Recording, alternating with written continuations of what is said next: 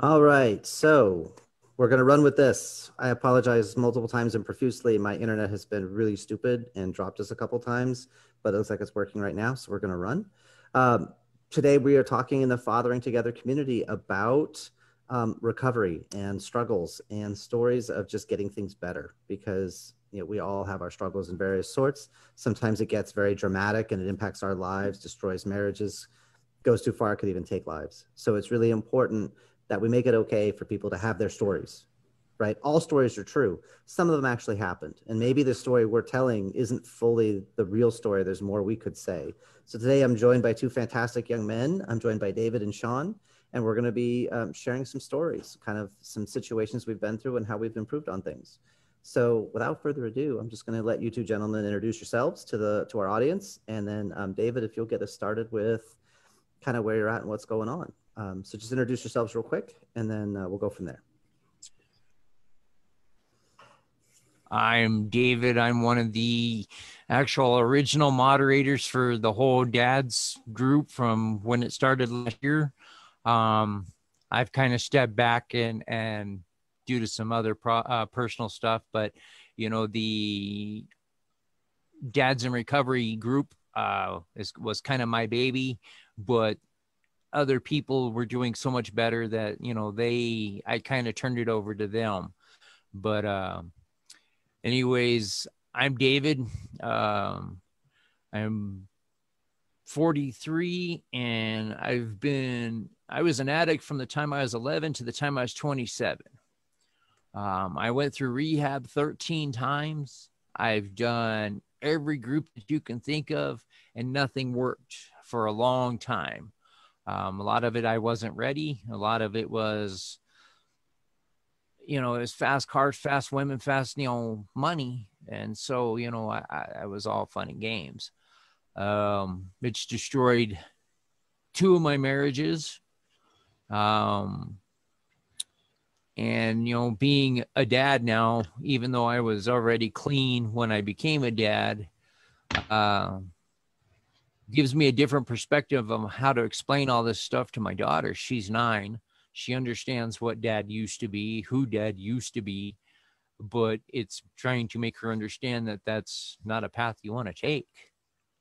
Um, there's so many things that people can do, and like Jeremy said, the stories. I mean, I've got so many, a lot of them I can't even tell, but there's all of us have a story. It's just how we, the next chapter, how we're writing that next chapter. Just because you're an addict, just because you're, you know, in recovery of some sort, doesn't mean you're any less of a father. And that's where a lot of guys have to understand. We've got problems, but we're not any less of fathers unless we are letting that interfere with us being a father. So, Sean, I'll let you. Hello, everyone. My name is Sean Miller. I have been sober from alcohol for 5 years now. Um,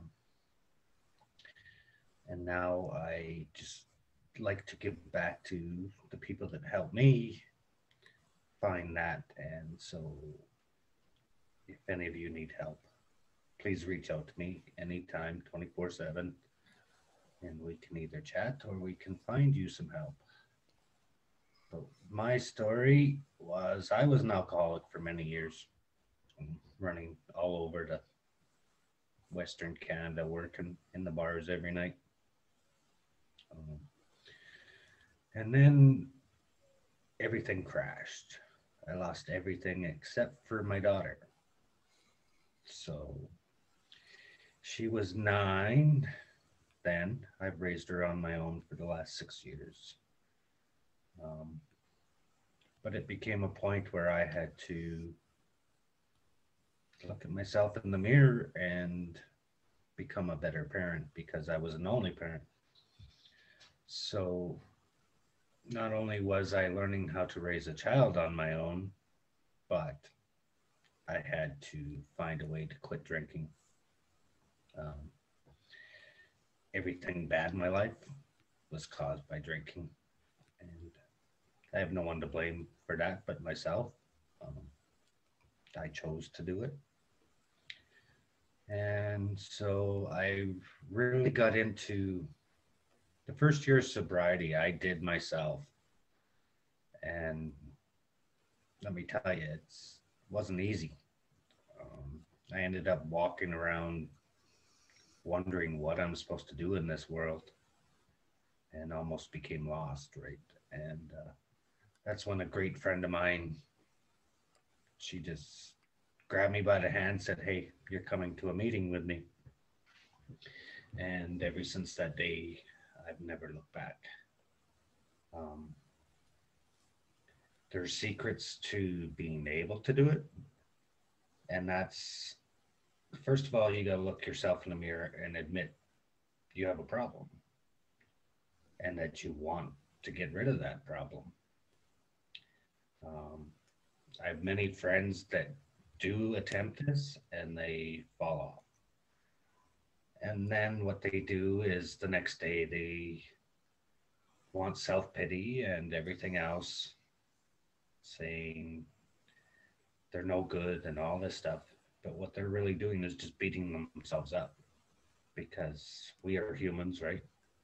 We make mistakes and it's all about trying because you only ever fail if you quit trying. So I know David knows this. He's tried 13 times before he got it right. And that's acceptable.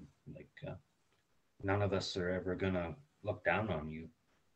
So a lot of people that look down on themselves or maybe let themselves down in certain ways. But if this is you, don't beat yourself up. Just get back on the horse and do been doing, what's been helping you in the first place. People make mistakes, and that's fine. Um, the second thing I learned becoming sober is empathy and how to listen to other people. I guess before, when I was an alcoholic, I didn't listen to anybody because many people tried to tell me what I was doing. And listening, I believe, like I didn't. It doesn't matter if you're an addict in drugs or alcohol or sex or anything. It's an addiction, and what I find most times, people just need somebody to talk to and listen to without fear of being judged, right? Um, and that's where most I always addicts tell them, that you know we've all been there, and you're not going to get judged. The other thing I'd like to tell you is your past history is just the story of who you are today. It's not a life sentence. You can change that anytime you want. And it's just a story of how you became the person you are today. It doesn't mean anything other than that. The past is gone. You can't change it. Tomorrow, we don't know if it ever will come. So all you have is today. And that's how you become a better person each day is you just wake up, look yourself in the mirror, say, I'm going to do this today. And you do it. And over time, that's how you beat it. I don't think anyone can just say, I'm going to go beat this and do it all by myself because I'm telling you that doesn't work. We need other people that we can talk to, rely on, listen. Um, and it's just getting through a moment. It could be 10 minutes of a day that maybe you're itching to have a drink or something and you just talk to somebody and, no, I don't need it. Right. And it gets through. So, especially being a only parent, um, what I did was I found mentors in life, and I have mentors in every avenue of my life. Um, People that just kept kicking me in the butt when I wanted to give up, and that's what you find in groups like this. Um, I highly, I think highly of everyone out there that does take on beating an addiction and also being a father. Um, it's one tough road, and but you know you can beat it. It is possible. I'm living proof of it. So um, again, that's just part of my stories. Um, and I welcome if anyone is struggling. I don't care if it's the middle of the night and somebody needs to talk. Just hit me up on Facebook Messenger. It'll wake me up, and I'm here to try and help anyone that wants it. And life is a lot better these days. I agree with that one. One of the things, you kind of touched on it. One of the things that I learned was you can't fix what you did yesterday. You don't know what you're going to do tomorrow. You don't even know what's going to happen 5 minutes from now. So I always woke up, and it's the small goals, don't say, well, I'm not going to use today. It's, I'm not going to use before lunch, or I'm not going to use, okay, so I used this morning. So, okay, now it's lunchtime. I'm not going to use before dinner. Use small goals, because if you start trying to make big goals, you will defeat yourself every time. And then you're going to sit there and you're going to get into that spiral of, I can't. Well, you can, but you just got to do it. You got to start small, man. And another thing, because I know there's a lot of people out there, that have a criminal record. Just because you're an ex-con, just because you got a drug charge, just because you got any kind of charge, doesn't mean nothing. You can rewrite those chapters. I was an outlaw for most of my life. So you can change all that, especially if you got kids. You've got to change that thing, because they're going to grow up looking at you and you're their world. My daughter thinks I'm Superman. And, it's the hardest thing to tell her that Dad's not Superman, that he's, I'm just a, person like everybody else. And I've made way too many mistakes. And I don't lie to her. And that's the biggest thing too, is, especially with your kids, as they get older and they start asking questions, don't lie to them. Show them how hard it was to get through, because then you're going to bond, and they're going to understand that, Dad doesn't lie to them. My daughter knows, way more than probably she should at 9 years old. But, when she, run around with, the same friends that I've had for 30 years, she overhears stories and then she comes and asks, and I'm like, crap, you weren't supposed to hear that. But don't lie to your kids, man. Be as truthful to them as you are yourself, because they're the mirror. Because they're going to look at you and follow in your footsteps. So, use them as your mirror. If you've got to lie to your kids, if you got to lie to yourself, you've got a bigger problem, because, your kids should be the most important thing to you. My daughter keeps me honest. I'll tell you what, those days where life sucks and I can't win for losing, she'll come in there and, hey, let's read a book together. Hey, she'll just crawl up in the bed with me and just lay there and watch TV, and it fixes it. Let your kids keep you honest. I've done every drug that you can probably name. I probably did my share, your share, and 5 other people's share. I was bad. I just hit my 16th year of sobriety, of being clean. And the biggest thing I've got, hold on. It's the problem living near an Air Force base.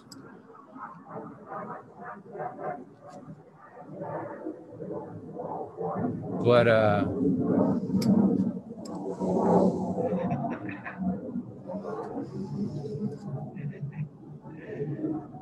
I'm in Colorado Springs, so we've got 3 Air Force bases and an Army base. So you can't get away from it. But you can turn it around. I mean, I know people that have been worse than I was. You know, some of the guys that I still run around with, that I ran around with back in my drug days, we're all clean now. And we look at each other and we start talking about the old days, and we look at each other and go, how stupid were we? You know, I wasn't good. I wasn't, you know, because I never got caught for dope. But I mean, I spent a lot of time in jail and prison, but it was never for drugs. And they always told me I wasn't good. I was lucky. So, you know, and that luck runs out. You know, I just had, you know, not too long ago, there was a friend of mine that accidentally overdosed. Don't mess with this stuff right now, man. You know, it's not like it was when I was running dope.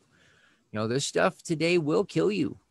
Whether it's today, tomorrow, or next week, you know, you're gonna die. And, you know, think about what it's got to be to tell your kids that, you know, well, dad's not coming home today. You know, like I said, you know, keep yourself honest and work as hard as you can, you know. You know, I know Sean's got a lot of resources in, you know, AA, NA and stuff like that. It doesn't work for everybody. It didn't work for me.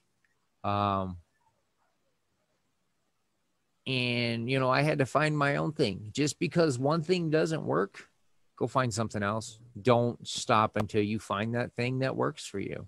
I mean, I don't know, So you know, David, you seem to have gone, yeah. I'll say for you, what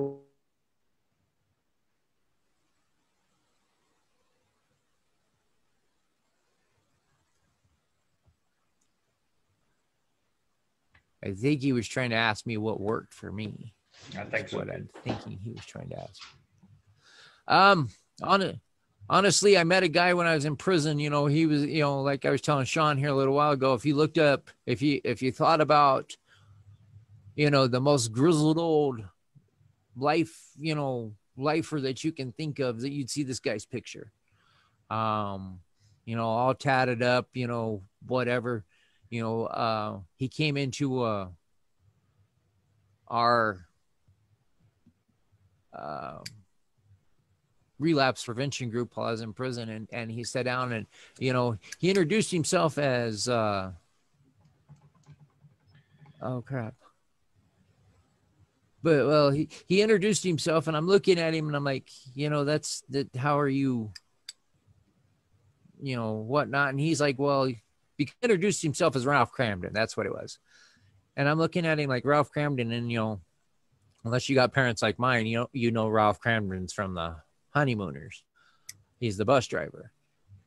And I asked him what the deal with that was. And he sat down and he told me, he says, well, he says, I'm either driving my bus or I'm along for the ride. He says, and I chose to start driving my bus. He says, I get up every morning, I get my keys, I get in my bus, and we decide where we're going to go that day. He says, sometimes those routes don't work. We get roadblocks, we get this, we get that. You turn your bus around, you go a different way. We sat and talked for about 2 hours, and it was finally somebody that I could identify with. And what he said made sense. And from that day forth, it clicked. I don't know what it was, you know, but it did. It all made, it's like a light bulb went off in my head, and I was done. I'm not going to tell you that I don't have my days of, you know, wanting to get high or do this, that, and the other. I would, you know, anybody that tells you that they're cured, I call bullshit. You know, I might not should have said that, but because you still fight it every day. You know, I've seen so many people that were clean or sober for a long time. You know, they get complacent. Next thing you know, they're back on the shit. Because they thought it couldn't happen to them. You know, you have to work on it. You know, I've been clean 16 years. And I still, every morning I get up, first thing I tell myself is not today. When I go to bed of a night, it's okay, cool. I made it through another day. And it's all I worry about is what I'm doing right this minute. Is that kind of where you was going, Jeremy?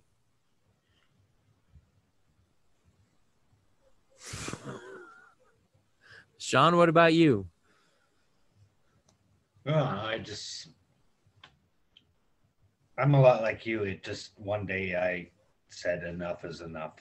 And you just said something that's very true in that I've seen a lot of people too, 5, 10 years sober. And they figure, well, hey, I can drink like a normal person or I can use like a normal person. And the fact is, for people like me, that once you have that first drink again, you go to where you would have been if you continue drinking. You don't just start off new and have new tolerances. You will go directly back to where you were. You had continued drinking, and I just accept that. Exactly. I tell myself every day that my next drink, you might as well. I'm signing my own death certificate because that's where it's going to put me. And my daughter has nobody, right? So I say too, because, I used to go on big runners and, I just tell people I don't got another run in me. I'm all beat up, broken up, I'm an old man, I don't got another run in me. If I go on another run, put me in a box because that's where I'm going. It won't be long. And so that's part of being an addict, is just telling your stories to other people. I mean, if any of you have seen my Facebook, I am not ashamed to tell the world that I am an alcoholic and that I'm beating it, because people need to hear your stories. That's why groups like this, Fathering Together in Recovery, is so powerful, because just telling your stories and being honest with yourself and everyone else, other people get to read your stories or hear your stories and they say, hey, that's me. Or maybe they have tried several different ways of dealing with something, but there's one little sentence in your story that gives them a new idea to try and it works. So is that worth me telling my story all over the place? I put it all over social media. I'm not ashamed of it. I can't change it. And so all I can do is change today and be a better person each day. I don't look into the future because there's no real point for me. I don't know if tomorrow will happen. All I know is today does. And I have a choice today to either be an alcoholic or be present in my daughter's life and enjoy the rewards. Because let's face it, I only have 3 more years with my daughter before she's off in college, university, or whatever she does in her life. And so my time's almost up with her, and she's off doing her own life. And that's going to be a very sad day, because I've had my daughter for 6 years already just by myself. And so I see her every single day. Every single problem is between me and her. So someday that's going to end. And that's probably going to be a really hard time to not want to drink because of the loneliness and everything else that'll set in.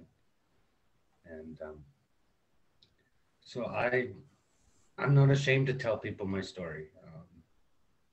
If I can help one person out there, maybe even save a life or save a family from divorce and all the nasty things it does to the kids, yeah, I'll gladly stand up, tell the world my story because of that. in hopes that it will save somebody's life or help them to get to where they want to be, right? Yeah, I always tell them I don't have the answers, but I can listen, and I can tell you what worked for me. You can take the information, use it how you want. It may not work for you. You may, try it and it's just not for you. And that's fine. I'll help you find the next bit of information, send you to somebody like Sean that's got other information. You guys out there that are fighting with this, between Sean and Jeremy, myself, you got a lot of guys that'll help you. I know how hard it is to sit there and look yourself in the face and say, I've got a problem, and admit, because that makes you vulnerable.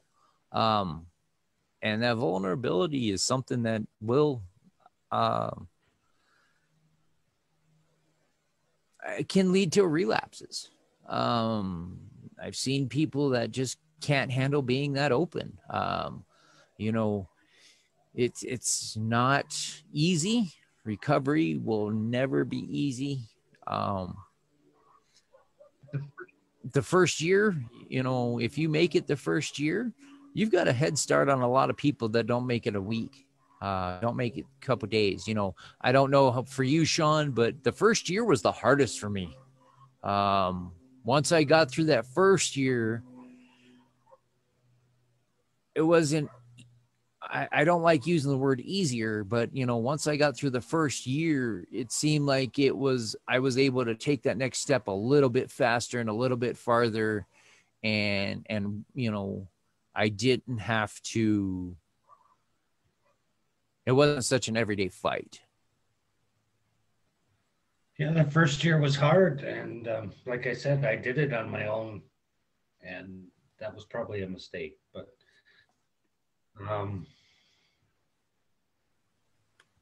I do, for me, was year 3 was hard.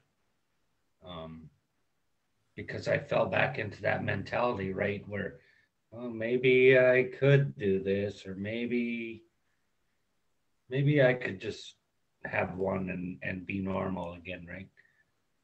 And so year 3 was very difficult. And I was told that in my AA group and I think that's a mistake some people do. They get 1 or 2 years sober and then they think, oh, I can do this. And then it's bam, you're back at day 1 again, right? And so fortunately, I fought through it. Today, in year 5, I just completed year 5. It's not so much the addiction of the alcohol that bothers me anymore. It's more when I get really stressed and stuff, then I think, well, maybe I could. And then, that little angel over here just kind of smacks me in the face and says, why would you try that after this long, right?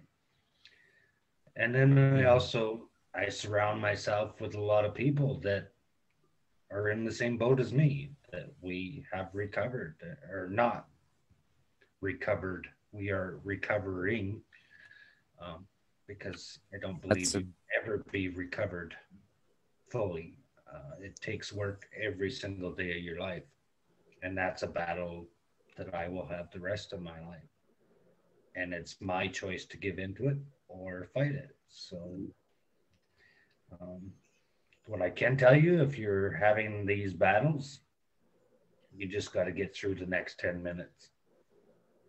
And the small goals. You keep things small, like small baby steps every day. Like I said, for me, what works is I don't pay attention to the news or anything like that going on. I don't watch the news because it just depresses me and then I want to drink. And so I don't have those. I find out what my triggers are. And for me, my alcoholism was because I suffer from anxiety and depression. And so instead of facing what is causing those things, I just run and hide and drink. And I Yeah, you feel numb good. yourself. And so we all have problems in life. We all make mistakes in life. And it doesn't make you a bad person.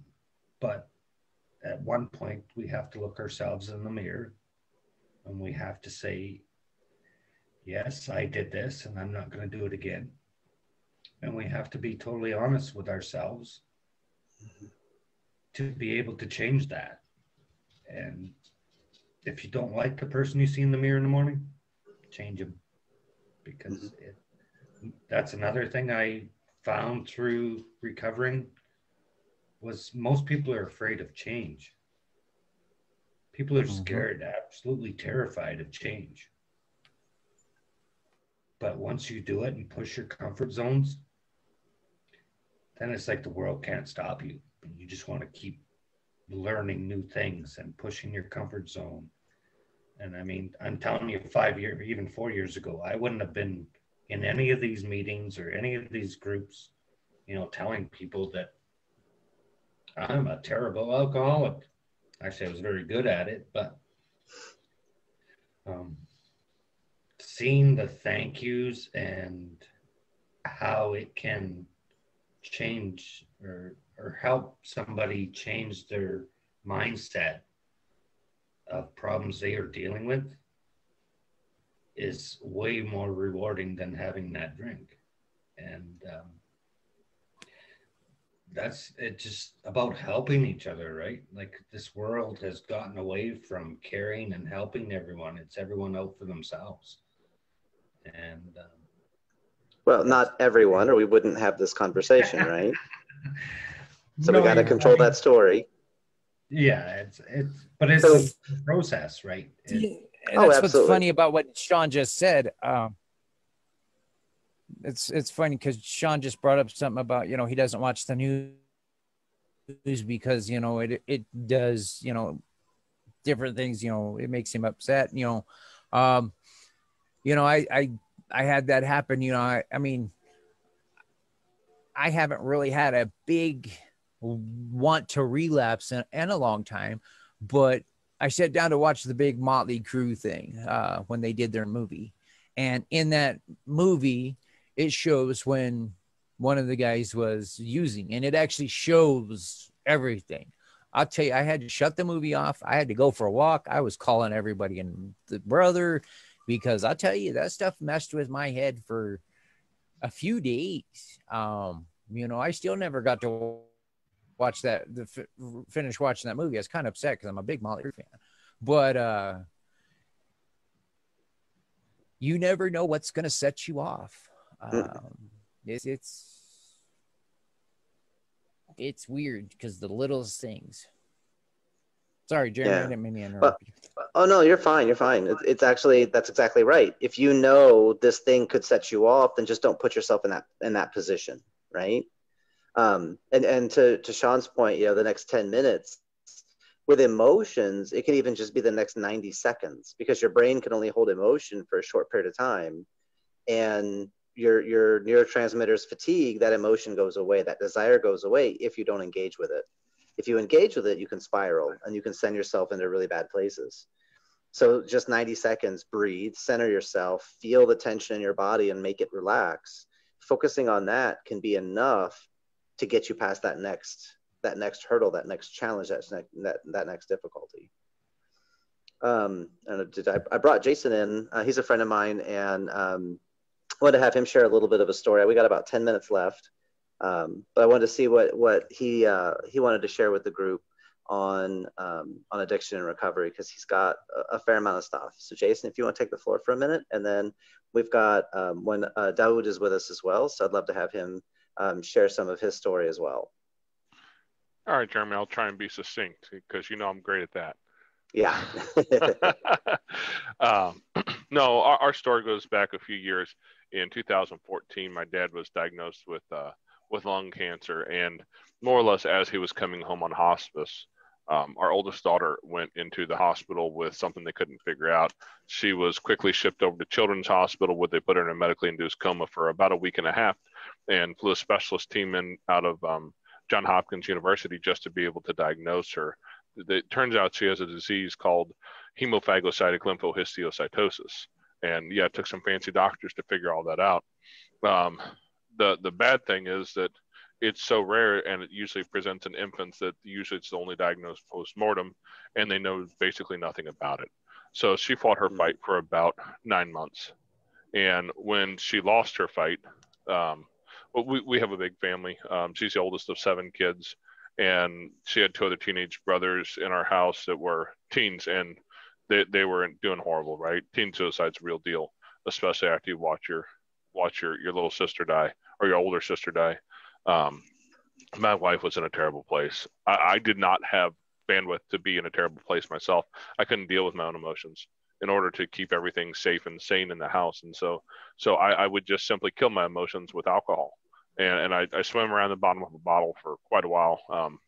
Justified it, said I only had 1 drink every night. It was a 750 milliliter bottle of whiskey every night, 7 days a week, to kill my own emotions, and eventually realized just what that was doing to me, because where it does a great job of killing negative emotions, sooner or later it kills all the good ones. And I went to a real dark place real fast, and got to the point where I knew, well, there was some family stuff involved, and there was a mother-in-law who was doing horrible things, and I found myself at a gun shop pricing a .338 Lapua. And if you know anything about those, you know those are designed for long range. And I had a crow's nest picked out. And one day I'm standing there staring at this rifle going, wait a second. Well, goddamn, what am I doing? Right? Like I realized where I had gotten to at that moment. And somewhere within the next couple of days, my wife said the right thing at the right moment. And I happened to be in the right headspace to hear what she had to say. And I thought, I need to do this. I need to do this. And there's a dad's group where I met Jeremy, actually, and he had a podcast. He just had a guy on there who had a group called 1 Year No Beer. And I thought, I could do that. I could do a year without beer. No alcohol. I was a whiskey guy, never a real beer guy, but I could go a year sober, I think. And my son had called me. He was coming home from the military on leave over Christmas. He said, I'd like to sit down and have a nice glass of whiskey and a cigar on New Year's Eve with you, Dad. And I thought, yeah, that sounds like a good way to just put a cap on this for the moment. And so I just decided it was time to do it. And when he came home, we sat down that evening. We had a glass of whiskey. We had a nice cigar. And I decided I was going to just take a year off. And honestly, I wish I could say I had reached out to a support group, because I tried the AA thing. It didn't work for me. AA meetings I'm not wired that way. The guys it works for, it's amazing, great. For me, it didn't work. I wish I would have had the circle of guys around me then that I have now, because that was the hardest part, is that I just isolated. I went inside, I went deep inside, and it got really difficult. I mean, I did the whole just white knuckling it all the way through. It was a daily fight. And as I got to the end of my year and that next New Year's Eve, and I thought, I'd go have a bottle of whiskey now. And I felt that in my gut, like all I could see was the bottom of that bottle. And I went, oh shit, I could, but man, I'm going to lose a lot of stuff if I do. And because of the group of guys I had around me, I knew that the most powerful thing I could do was to just pick a bigger goal.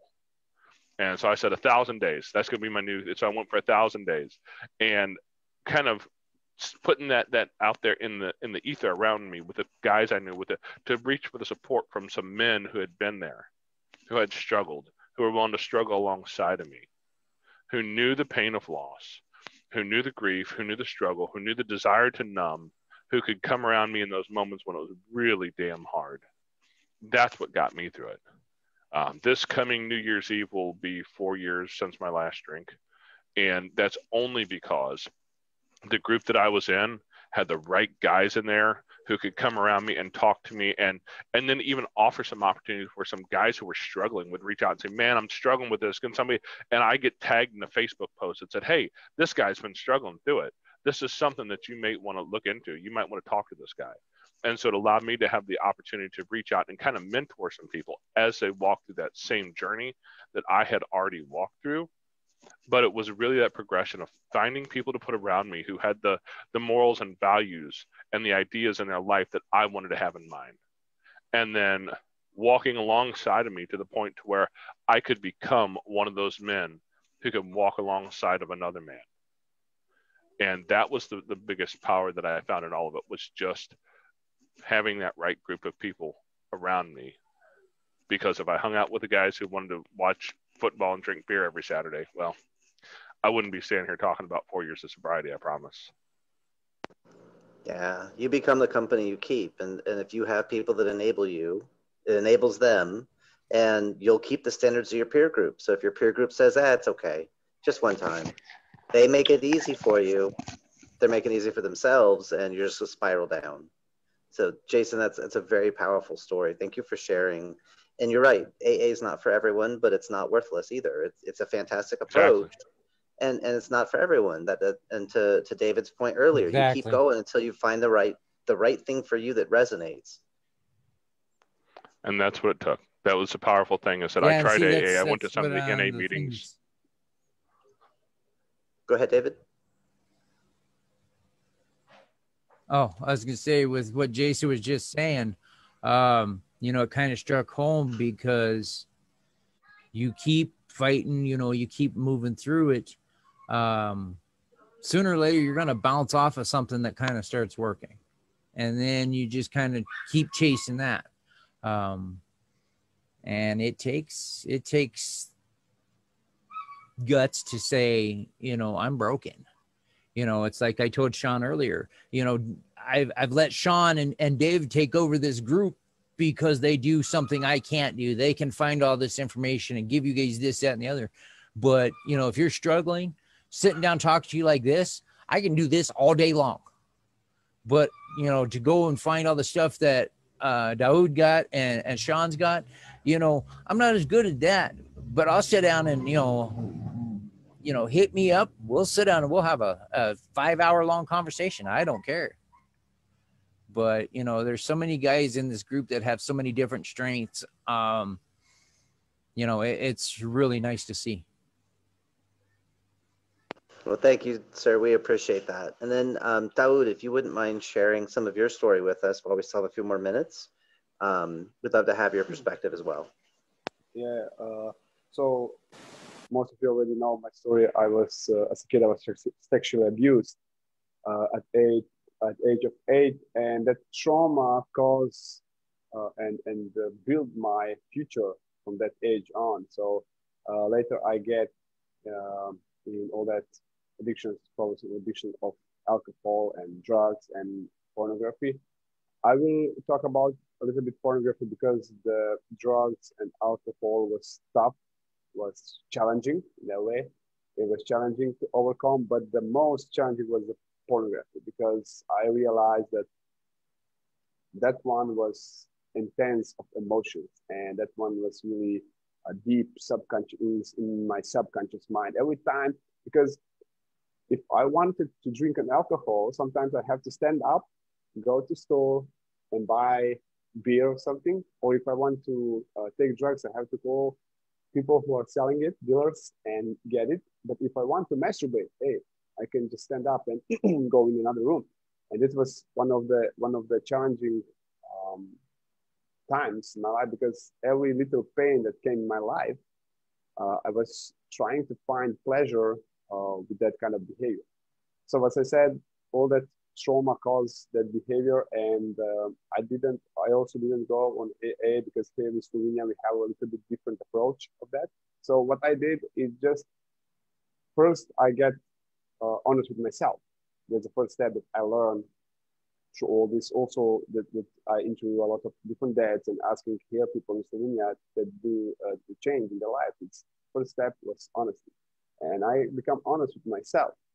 But what was the most difficult point is that I didn't told about problems of addiction to pornography to my girlfriend, but she get known because she found my iPad, and there was all that stuff, all these pictures, and you can imagine what can that do also to relationship. And when I become honest with myself and start talking about all that, all this feeling that whole world is crumbling down and all that pressure that is inside me just disappeared. And I said, oh my God, what a great feeling is this, that you don't have some chain around your neck walking around and just talking to yourself, hey, don't ask me about anything that what's happening in my life. And when I get to that point, being honest with myself, I surround myself with people, I say, because I start reading books and start listening to audiobooks and involving myself in different programs or changing my mind and my body and all that stuff. I started surrounding with people that I didn't meet in person. Even still now, it's already 4 years for pornography, and I didn't meet that people in my life. But I read their books, I listen to their audiobooks, and all that stuff just start consuming in my subconscious mind all that knowledge, all that skills, all the tools. But what was interesting here that I can say really helped me to get out from all that and get different perspective is that I start looking at myself in the third person and start investigating, hey, why I'm doing this? Because when I get in a project, if I fell into relapse, I start judging myself. And didn't help. That didn't help. That only get me in a worse position that I just can trigger that relapse again. But when I get honest with myself, say to myself, okay, you did this, but why? What happened? What just happened in your life? What's happening here? And that kind of approach helped me to find the real pain inside me that was not outside world, that was not, I agree with Sean, I also don't watch news, I don't watch movies anymore, because I saw that through that, David gave a really good point of that movie, how they are, I would say, programming all of us that violence and using drugs is okay, but it's not. Because in some movies, at one point I get to the point in the movie that I see that some people was laughing at someone because they get beaten. That's not okay. So if you meet someone in the street and see that someone is beating someone, you will start laughing. That's not okay. And this is why I stopped with that kind of approach and get in a way that I want to know why I'm doing something that I'm doing, why I was drinking alcohol, what was causing that. And as I said, I go in that way, not alone. I had my awesome girlfriend with me in this, and I surround myself with people that I can learn more about myself. And definitely I start also with meditation, with getting really inside of me, who really I am. Yes, I have my identity that, yeah, maybe this one was, I talked about it also on the podcast and lives in that recovery group, but that one step was really getting me even faster in my recovery, is that I stopped to identify myself with my behavior. And I stopped using words, I'm addicted. And I started using words, I have problems with addiction. And that immediately gave me another perspective in my mind.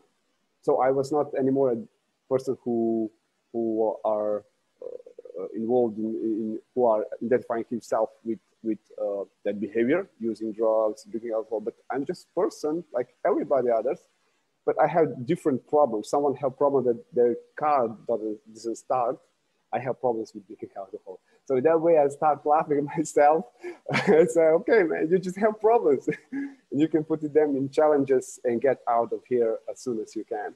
And in that way I approach, yeah, it was not so easy, but it was not also too hard. Probably all of you heard about a quote of Jim Rohn. He said, for things that's easy to do are also easy not to do. And I found my easy in that way. Yeah, so that sounds like you went through really the power of a reframe and changing the meanings. And for Sean and for David, you guys both have a very, very powerful story around not using again, because the next step could be the end of everything, and I've got lives depending on me. And then for Jason, it really is it's the power of being in the right peer group, and now he's become a member of that peer group and become a leader in that group. So what I'm seeing in you four gentlemen is different ways to handle, addictive behavior and ways to take more control over that. Recognizing there's things that pull you into behaviors, there's things that push you into behaviors, things that allow. And then if it's true, then there's ways to change all of that. But it's not necessarily always something you do by yourself in a vacuum. It's having that support structure, whether that support structure is live people, it is podcasts and it's books, or it is video recordings of different people. If it's having a larger meaning in your life and what your life means to the people around you. So the key thing, addiction is a part of life for everyone. You can get addicted to being healthy. You can get addicted to being normal, whatever normal is, setting on the dryer, I think. But you can get addicted to all sorts of stuff. So having your life have a greater sense of meaning, I think, is the most powerful tool we have in our toolkit, and that we each take that in different directions. So I want to thank all of you for being here today and for sharing some of your story. I'm going to take this back to Chris and Brian and actually talk with them. I'd love to set up like maybe once a week or every other week, we do an interview series with dads that have been through some pretty significant challenges and how they've done it. Because like David said, for him, one-on-one, not necessarily the internet and sharing videos and all that. So for him, one-on-one, I'd love to bring those resources and that tribal knowledge forward. And then if we have it recorded, we can put it out and it can be in the group continually. We can make that available lots of different places. And I'd love to see that move forward. I think you guys all have some really great things to share and some really great perspective that the world needs to hear more of. So I want to thank all of you for being here today. And apologize for the technical stuff, because that's totally on me. I'll own that. Thank you so much. So does anybody have any parting thoughts? I'm gonna have to find it because I know it's in the main group. But last year when this whole Dads with Dollars started, Brian kept getting after me about writing my story. There's part of it that's actually was part of the pen post for the Dads with Daughters. I don't know if it still is. I should still have a copy of it though. And I'm going to post it again because, that way, just to kind of give people, something else to look at. And because it was, another way just to put it out there. Mm-hmm. That's fantastic. Thank you, sir. Sean, any parting thoughts? Just keep inspiring all the people you can out there, and it was great to see all of you today. Thank you, sir. And then Daoud, any parting thoughts? Thank you so much for this, and maybe just start with honesty.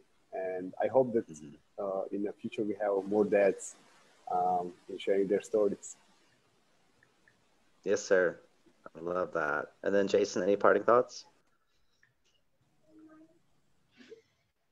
Just that you should always remember that you have the power of controlling your life, and that starts with you and where you choose to put yourself. Very true. All right. Well, gentlemen, I thank you for this evening, and you continue on. Make it a great evening in your lives, and I will see you when I see you.